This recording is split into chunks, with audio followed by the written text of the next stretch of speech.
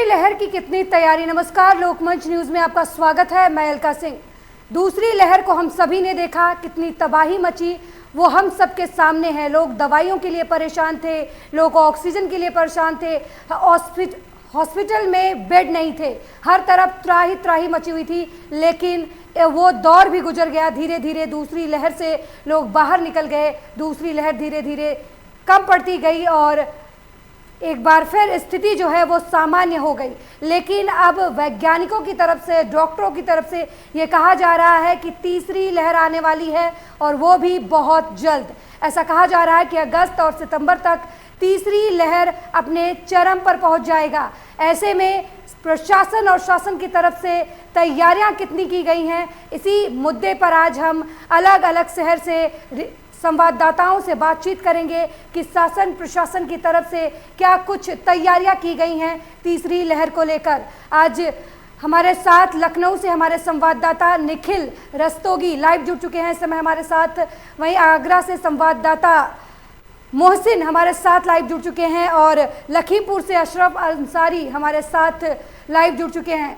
निखिल के पास सबसे पहले चलते हैं। निखिल, लखनऊ उत्तर प्रदेश की राजधानी है और वहीं से सारे डिसीजन लिए जाते हैं। सीएम की तरफ से क्या कुछ किया जा रहा है तीसरी लहर को लेकर? जी, आपको बताते चले, जिस तरह दूसरी लहर में लखनऊ की स्थिति डामाडोल हो गई थी, उसको लेकर प्रशासन किसी तरह के लापरवाही नहीं करना चाहता है। लखनऊ में ऑक्सीजन की जिस तरह कमी देखी गई थी, उस कमी को भी पूरा कर लिया गया है। पीजीआई अस्पतालों, मेडिकल कॉलेज हो, राम मनोहर लोहिया अस्पतालों, हर जगह सुविधा कर दी गई है। ऑक्सीजन प्लांट लगाए गए हैं, बेड की भी व्यवस्था की गई है। जिस तरह से कोरोना पेशेंट आ रहे थे, उस तरह से कोरोना पेशेंट आ भी नहीं रहे हैं। जी निखिल, जिस तरीके से कोरोना की तीसरी लहर की बात की जा रही है और जब दूसरी लहर आने वाली थी तो बार बार हाईकोर्ट की तरफ से ये कहा जा रहा था कि सरकार लॉकडाउन के बारे में विचार करे, लेकिन सरकार की तरफ से बार बार कहा जा रहा था कि स्थिति कंट्रोल में है। लेकिन दूसरी लहर की स्थिति सबके सामने रही। जब आउट ऑफ कंट्रोल हो गया सब कुछ, तब सीएम की तरफ से उत्तर प्रदेश में लॉकडाउन लगाया गया। ऐसे में जो तीसरी लहर आ रही है, इसको लेकर प्रशासन की तरफ से क्या कुछ किया जा रहा है कि ये जो तीसरी लहर का प्रभाव है उसे कम किया जा सके, लोगों को किस तरीके से रोका जाए ताकि जो तीसरी लहर का कोरोना का जो असर है वो कम हो सके? क्योंकि एक बार फिर से सब कुछ धीरे धीरे खोला जा चुका है। कल रेस्टोरेंट, जिम, ये सब भी खोलने के आदेश जो है सरकार की तरफ से दे दिए गए। जी, आपको बता दें तीसरी लहर के लिए सरकार पूरी तरह से मुस्तैद हो गई है। उसने हर तरह से व्यवस्था अपनी कर रखी है। लखनऊ के अस्पतालों में बेड बढ़ा दिए गए। जैसा कि बताया जा रहा है कि तीसरी लहर बच्चों के लिए ज्यादा हानिकारक है, उसको देखते हुए हर अस्पताल में बेड बढ़ा दिए गए हैं। आईसीयू की भी व्यवस्था कर दी गई है। और जो बात करें कि 5 तारीख से जिम, पिक्चर हॉल, मॉल सब खुले थे, लेकिन पिक्चर हॉल जो खोले गए हैं, लेकिन वहाँ के जो मालिक है पिक्चर हॉल के, वो साफ तौर से कह रहे हैं कि मेरे हमारा हॉल तो खोल लिया है, लेकिन अभी कोई नई पिक्चर रिलीज नहीं हुई है, इसलिए हम अभी हॉल को बंद ही रखेंगे। और तीसरी लहर की बात करें तो प्रशासन किसी तरह से कोई लापरवाही नहीं करना चाहता है। लगातार मास्क को लेकर भी लगातार चेकिंग चल रही है, लगातार किसी चीज की लापरवाही करने की कोशिश में नहीं है। जी निखिल, बने रहिएगा हमारे साथ। आगरा चलते हैं हमारे संवाददाता मोहसिन खान के पास। मोहसिन, जिस तरीके से लगातार वैज्ञानिकों की तरफ से बात की जा रही है कि तीसरी लहर आने वाली है और ये भी कहा जा रहा है कि तीसरी लहर का असर शायद दूसरी लहर से 2 गुना हो, ऐसा डॉक्टरों की तरफ से कहा जा रहा है, वैज्ञानिकों की तरफ से कहा जा रहा है। तो ऐसे में आगरा में क्या कुछ तैयारियां चल रही हैं तीसरी लहर को रोकने के लिए, और अगर दूसरी लहर जैसी स्थिति उत्पन्न होती है तो ऐसे में प्रशासन किस तरीके से निपटेगा?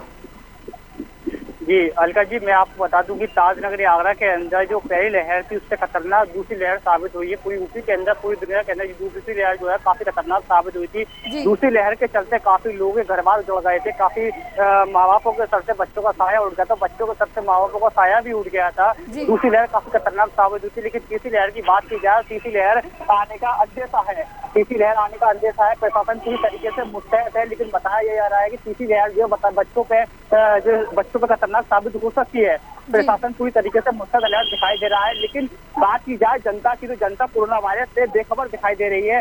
मार्केटों के अंदर सोशल डिस्टेंसिंग की धज्जियां उड़ाई जा रही हैं और बिना मास्क के लोग घूमते हुए नजर आ रहे हैं। हम मार्केटों के अंदर जाते हैं, देखते हैं मार्केट पूरी चकाचक भर चलती है। एक दुकानों को कम से कम लगता है बीच में घेराव लगे रहते हैं। उनको जरा सा भी कोरोना वायरस का डर नहीं लगता। अगर हम किसी से बात भी करते हैं कि कोरोना वायरस चल रहा है, आपको कोरोना वायरस का डर नहीं लगता, तो वो ये कहते हैं कोई कोरोना नहीं है।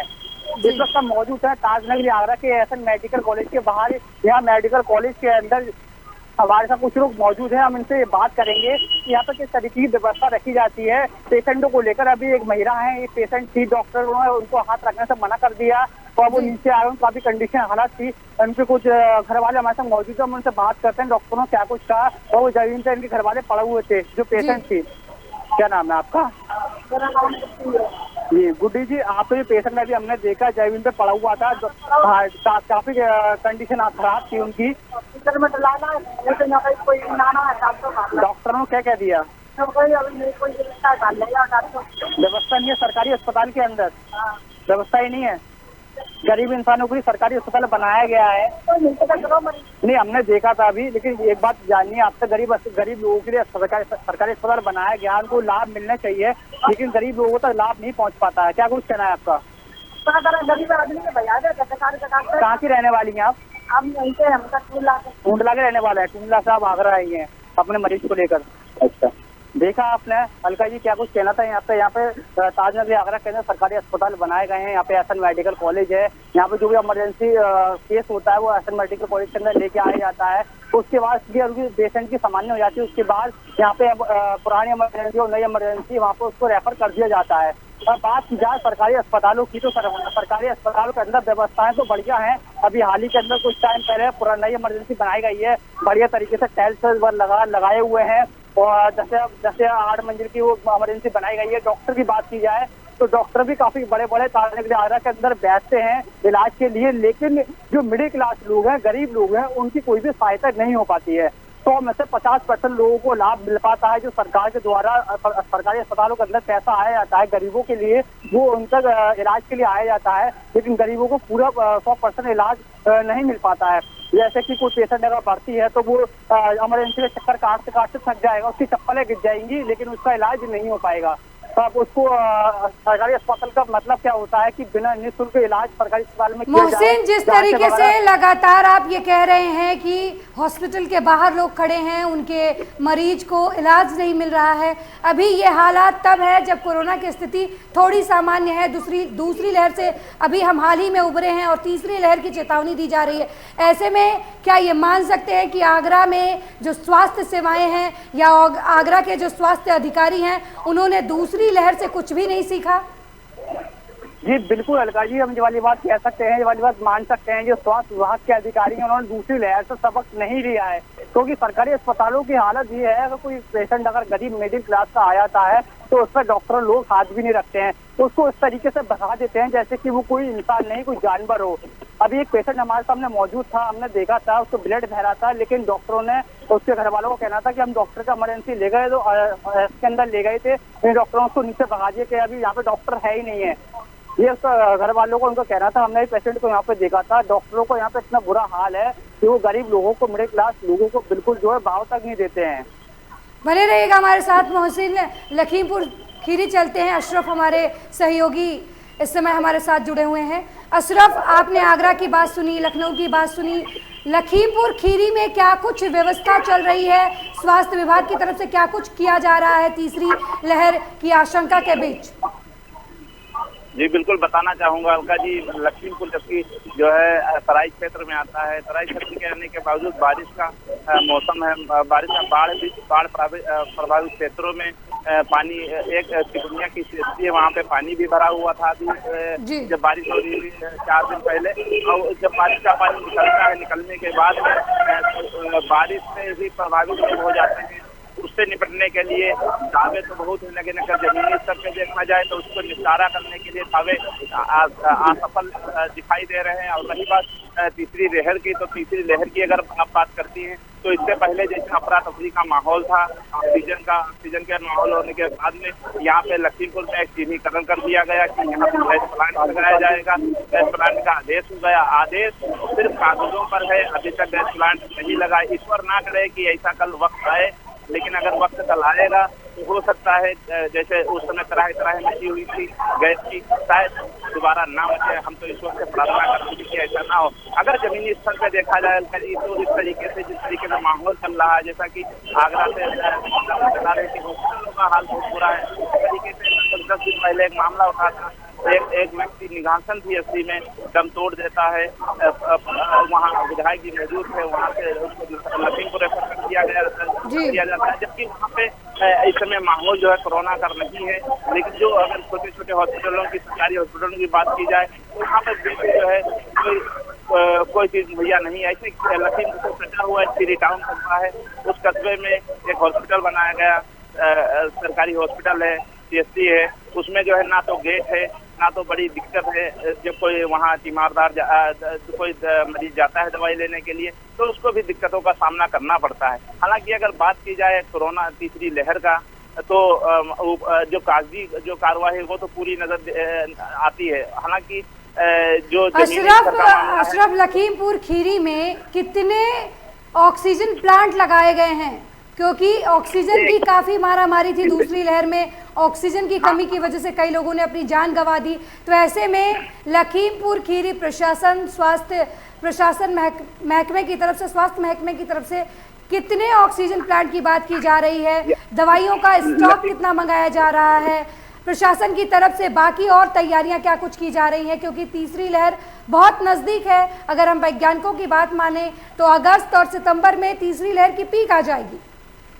लखीमपुर में इससे पहले कोरोना काफी दिन पहले गैस प्लांट यहाँ पे था, लेकिन अब दूसरा सरकार द्वारा जब देखा गया कि त्राही त्राही मची हुई है तो एक चिन्हीकरण कर दिया गया कि वहाँ पे बनेगा, जगह भी मुहैया करा दी गई। लेकिन अभी तक वहाँ पे ना काम स्टार्ट हुआ है, ना जमीनी स्तर पे वो गैस प्लांट लगाया गया है। और रही बात उसकी कोरोना काल की, तो हमें लगता है कि इस हिसाब से, जिस हिसाब और जो हमारे CMO हैं मनोज अग्रवाल जी, उनके पास तो COG नंबर भी नहीं रहता। जब उनका फोन मिलाया जाता है तो डिप्टी CMO फोन उठाते हैं और वो ये बताते हैं कि हमको जानकारी नहीं है, हम CMO से बात करके आपको जानकारी देंगे। ये हाल है। जब मीडिया उनसे मिलने भी जाती है तो वो अधिकतर नहीं मिलते। बने रहिएगा हमारे साथ अशरफ।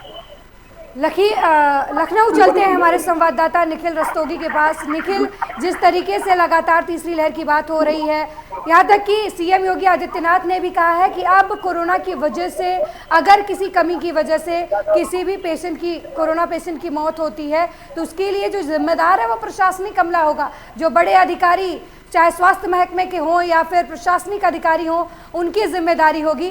तो ऐसे में योगी सरकार के इस आदेश का कितनी गंभीरता से ले रहे हैं प्रशासनिक अधिकारी और स्वास्थ्य महकमा? कोरोना की तीसरी लहर के बाद लगातार चल रही है, लोगों को, प्रशासन को तमाम तरीके की हिदायतें दी जा रही हैं सत्ता की तरफ से। खुद CM योगी आदित्यनाथ ने कहा है कि अब अगर जो कोरोना की वजह से, किसी कमी की वजह से अगर किसी की मौत होती है तो उसके लिए प्रशासनिक अमला जिम्मेदार होगा और अधिकारियों पर गाज गिरेगी। तो निखिल, लखनऊ में जिस तरीके से CM योगी आदित्यनाथ ने कहा कि अगर किसी कोरोना मरीज की ऑक्सीजन की कमी की वजह से जान जाती है, दवाई की कमी की वजह से जान जाती है, उसे अस्पताल में बेड नहीं मिलता, इसकी वजह से उसकी जान जाती है, तो उसके लिए स्वास्थ्य महकमे का अधिकारी और उस जिले का DM जिम्मेदार होगा। तो CM योगी के इस हिदायत को अधिकारी किस तरीके से ले रहे हैं? जी, आपको बता दें जिस तरह से मुख्यमंत्री जी ने आदेश दिया था कि कोई भी ऑक्सीजन या बेड की कमी नहीं होनी चाहिए, किसी पेशेंट को तुरंत इलाज मिलना चाहिए, चाहे वो सरकारी हॉस्पिटल हो चाहे प्राइवेट हॉस्पिटल हो। सरकार ने एक आदेश भी दिया था कि प्राइवेट हॉस्पिटल जो कोरोना पेशेंट है उनको एडमिट करेंगे और उसका खर्च पूरा सरकार उठाएगी। लेकिन कहीं ना कहीं कुछ अस्पतालों में लापरवाही देखी गई है कि वो प्राइवेट हॉस्पिटल से जिन्होंने सरकार की गाइडलाइन का पालन नहीं किया। उसके बावजूद भी जब पालन नहीं किया तो सरकार ने द्वारा डीएम में जांच बढ़ाई, जिससे कई हॉस्पिटल ऐसे जिनके ऊपर जांच बैठी और जांच में वो साबित हुआ कि इनके पास ऑक्सीजन होते हुए भी उन्होंने पेशेंट को एडमिट नहीं किया। उनके ऊपर हालांकि सरकार ने कार्रवाई भी की थी। इसके बाद हालांकि अब जो है कुछ ऐसे हॉस्पिटल है जो कोरोना से मुक्त कर दिए गए हैं, लेकिन तीसरी लहर को देखते हुए सरकार कहीं से लापरवाही नहीं दिखाना चाहती और लगातार लखनऊ डीएम अक्षय प्रकाश जी अस्पतालों में अभी भी जाते हैं, देखते हैं कि कहीं ना कहीं बेड की कोई कमी तो नहीं, ऑक्सीजन की कहीं कमी तो नहीं। आईसीयू पूरी तरह से देखा जाता है कि है कि नहीं। लोक बंधु हॉस्पिटल की बात करें तो यहाँ पे भी 100 हॉस्पिटल का बच्चों के लिए बेड तैयार किया गया और आईसीयू। जी निखिल, जिस तरीके से लगातार तीसरी लहर की बात की जा रही है और कई प्रशासनिक अधिकारियों या यूं कहे वैज्ञानिकों की तरफ से ये कहा जा रहा है कि हिंदुस्तान में तीसरी लहर जब आएगी तो उससे जो बच्चे हैं वो प्रभावित होंगे। हालांकि पहली और दूसरी लहर में ऐसा देखने को नहीं मिला, लेकिन तीसरी लहर की में ये आशंका जताई जा रही है कि जो मासूम बच्चे हैं उनके ऊपर इसका प्रकोप देखने को मिलेगा। ऐसे में लखनऊ प्रशासन की तरफ से क्या कुछ तैयारियां की जा रही हैं? कितने ऑक्सीजन प्लांट बिछाए गए हैं? दवाइयों का स्टॉक बढ़ाने के लिए सरकार की तरफ से क्या किया जा रहा है? प्रशासन की तरफ से क्या किया जा रहा है? जी, तीसरी लहर की बात करें तो सरकार का अनुमान है कि अगस्त से लेकर अक्टूबर के बीच में तीसरी लहर आ सकती है, लेकिन कहीं ना कहीं अभी भी कोई पेशेंट बच्चा ऐसा नहीं है जिससे कोरोना के लक्षण देखने को मिले हो। सरकार ने इसके लिए लोक बंधु हॉस्पिटल हो या पीजीआई हॉस्पिटल हो, लखनऊ में कम से कम नहीं तो 12 से 17 ऑक्सीजन प्लांट लगाए गए हैं जो इस हर तरह से पूरी तरह से तैयार है कि किसी तरह से ऑक्सीजन की कमी ना हो। रही बात दवाई की लेकर भी पर्याप्त व्यवस्था कर ली गई है, बेड के भी इंतजाम पुख्ता कर लिए गए हैं। मेडिकल कॉलेज हो, पीजीआई हो, लोक बंधु हो, सिविल हॉस्पिटल हो, सब पूरी तरह से तैयार है कि अगर तीसरी लहर आती है तो डॉक्टरों को भी इसमें सुपर स्पेशलिस्ट जो डॉक्टर उनके बीच में रखा गया है कि कहीं ना कहीं तीसरी लहर की अगर कोई भी गुंजाइश होती है तो पूरी तरह से सरकार लड़ने के लिए तैयार है। बने रहेगा निखिल हमारे साथ। मोहसिन खान के पास आगरा चलते हैं। मोहसिन, जिस तरीके से बार बार ये कहा जा रहा है कि अगर तीसरी लहर को रोकना है तो टीकाकरण बहुत ज़रूरी है, तो कोरोना टीकाकरण को लेकर जिला प्रशासन की तरफ से क्या कुछ किया जा रहा है? जी अलका जी, मैं आपको बता दूं कि जिला प्रशासन के द्वारा तीसरी लहर को लेकर इंतजाम तो किए जा रहे हैं। आगरा के डीएम प्रभु सिंह हॉस्पिटल को निरीक्षण भी कर रहे हैं और जो दवाइयों की कमी थी वो दवाइयों की कमी पूरी की जा रही है। लेकिन देखा जा रहा है कि कहीं ना कहीं डॉक्टर के द्वारा भी लापरवाही बढ़ती जा रही है। अभी हम एसएन मेडिकल कॉलेज के बाहर है, हमने देखा अंदर सरोजिनी नायडू अस्पताल के अंदर से भी क्या नाम है कुछ स्टाफ आया और जो आके गिलफ्स थे उन्होंने जमीन पे फेंक दिए। अगर ऐसे चलता रहा तो जो कोरोना संक्रमण का खतरा है वो किसी के अंदर जो अंदर से जो इलाज करके आए थे, कुछ भी अंदर डॉक्टर के अंदर से आए थे, ये उन्होंने अपने गिलफ्स जो इन्होंने डस्टबिन में डालने चाहिए थे, लेकिन उन्होंने अंदर स्टाफ जो आया था उन्होंने गिलफ्स को जो अपनी जमीन पे फेंक दिए।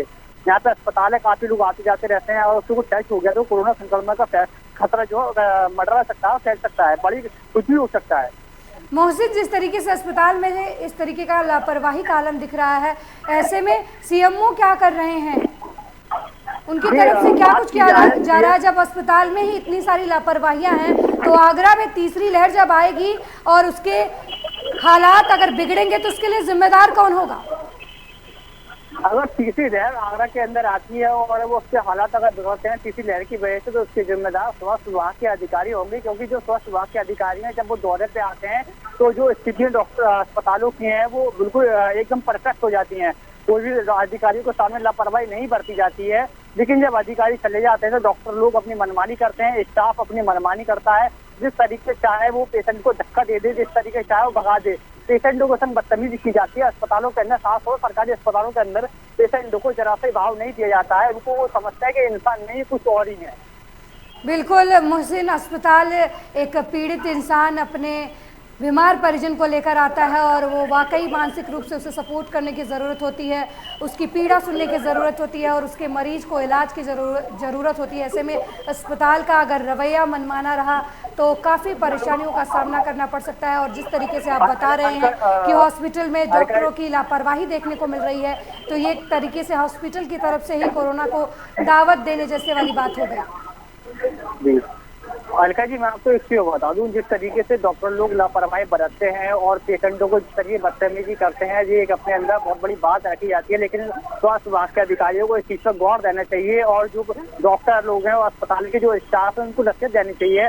तभी अधिकारी एक तो सूचना करके अधिकारी आते हैं तो अस्पतालों की जो व्यवस्था है उनको ठीक कर दिया जाता है। अगर कोई भी अधिकारी बिना सूचना दिए सिविल ड्रेस के अंदर बिना सूचना दिए अगर अधिकारी अगर आता है अस्पतालों को निरीक्षण करने के लिए, तो अधिकारियों को पता चलेगा कि हाँ, यहाँ पे कितनी जो है लापरवाही बरती जाती है अस्पतालों के अंदर, किस तरीके से पेशेंटों के साथ बदतमीजी की जाती है और मरीजों को किस तरीके से फटकारा जाता है, मरीजों का जरा सा भी ध्यान नहीं रखा जाता है। अगर अधिकारी लोग अगर यहाँ पर अगर अस्पताल के अंदर आए तो देखें तो उनको पता चलेगा, लेकिन वो सूचना देके आते हैं तो अस्पतालों सरकारी अस्पतालों की बात की जाए तो यहाँ की व्यवस्था पूरी तरीके से परफेक्ट कर दी जाती है।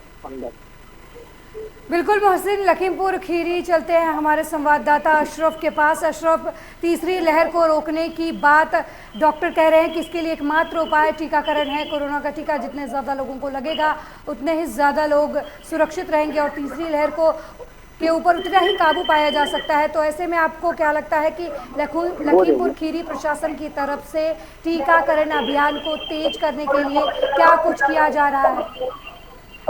जैसा कि तीसरी लहर आने वाली है, टीकाकरण हो रहा है, लेकिन टीकाकरण जो लखीमपुर जो है, लखीमपुर में हो रहा है, बिलोगी मेमोरियल हॉल है और वैन है, उसमें तो टीकाकरण हो रहा है। लेकिन करीब करीब जो PSC या CSC है वहाँ पे कम वैक्सीनेशन होता है, 30 और 40 और 50 तरीके से दे दी जाती हैं। लेकिन अगर इस तरीके से रहा तो काफी दिन हो जाएंगे, लेकिन पूरी जितनी जनता है यहाँ पर, जितना लखीमपुर में लोग हैं, उसको टीकाकरण नहीं हो पाएगा। इस जैसे हिसाब से स्थिति चल रही है।